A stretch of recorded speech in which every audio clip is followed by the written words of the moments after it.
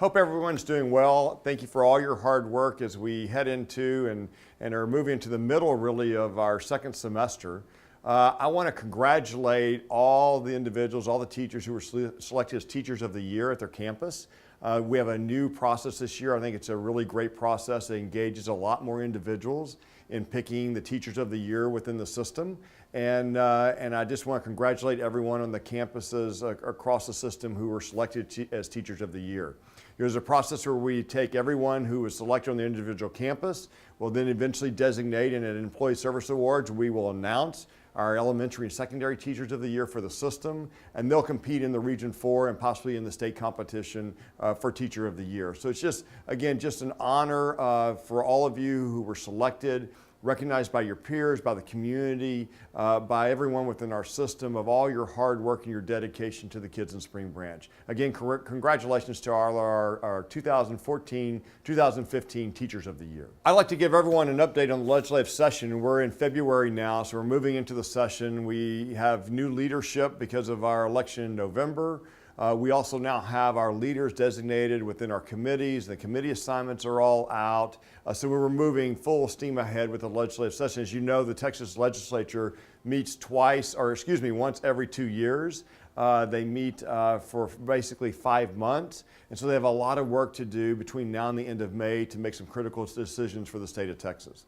I'd like to go over a couple issues, just where they are right now in the session, what the potential is of these different items and issues, just give you an update, and then we'll continue to give you an update throughout the session. So school finance is obviously a big piece of it. We have a lawsuit where the districts have won a lawsuit against the state. At the district court level, it's been expedited to the Supreme Court. They'll hear that case probably within the next year and make a decision. And so we don't anticipate any major changes in school finance during the session. But we do anticipate that they'll have to come in possibly to special sessions later on to address that. The real question is, with significant more tax dollars receipted into the state's budget, will the state use some of those dollars to help school districts out? We really haven't even had dollars to keep up with inflation over the last 5 or 6 years. So will they use some of those dollars to help school districts out until that final decision is made, or will they hold those dollars back until the decision's made? I think you have leaders in Austin and some key roles who say the system should do something to go ahead and start addressing these issues. And you have others who say, wait. So we'll have to see. We still will have to finish out this school year. We'll be starting another school year. You'll probably be starting 2 or 3 school years before a final decision and final result of this lawsuit is brought about. So we think it's critical that the lawmakers take very serious their responsibility to provide adequate funding to school systems across the state. They've really designed laws that take all the responsibility of school finance to the state level. They've taken away from local leaders. So they're responsible for then making decisions that provide the right resources. We try to have the most efficient and effective run system we can. But clearly, if we don't even have dollars to keep up with inflation, it's hard to meet the demands of our student body today. We only have over 35,000 kids in Spring Branch. 57% of our kids come from low-income homes. We have a great video that explains our finance situation. You can link to it on our website, and so I'd ask that you look at that video that really will go in and describe what's going on around school finance in Spring Branch. And then we will, through the session, give you information on how you can engage in that conversation. Other issues are out there. You hear things about voucher, you hear things about achievement school district, how you deal with low-performing schools. Many other areas that are being addressed. We don't have a focal point like we did last session, House Bill 5, but we still are looking at trying to get some reduction in testing. We didn't get really hardly any reduction in grades 3 through 8. We did in high school last session.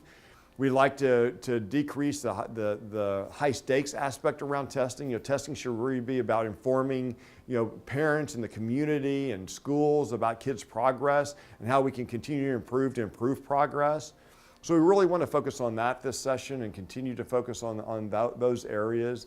And again, we'll keep you updated as we focus on the areas that we need an improvement in public policy to be able to provide the best education possible.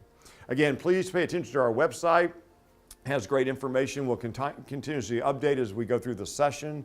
Pay attention to what you're hearing about the laws that are proposed. The laws, first filed, then if they get a committee hearing, we need to pay attention to that. If they actually make it to the floor out of the committee for a vote, we have to pay attention to that. I think we have great leadership in Austin around education at the House and the Senate level, and I think our Lieutenant Governor and our Governor and Speaker are very in tune to education. It takes a lot of hard work and discipline to make sure you only allow the appropriate laws and bills to come through the process and actually end up as laws. So we need to make sure we're engaging and giving our feedback on those, and we'll constantly give you information on our website to help you engage in that conversation at the state level. Again, I want to thank you for everything. I hope you are having a great school year. We'll continue to update you with information, and just thank you for your commitment to Spring Branch and for your support of the Spring Branch ISD.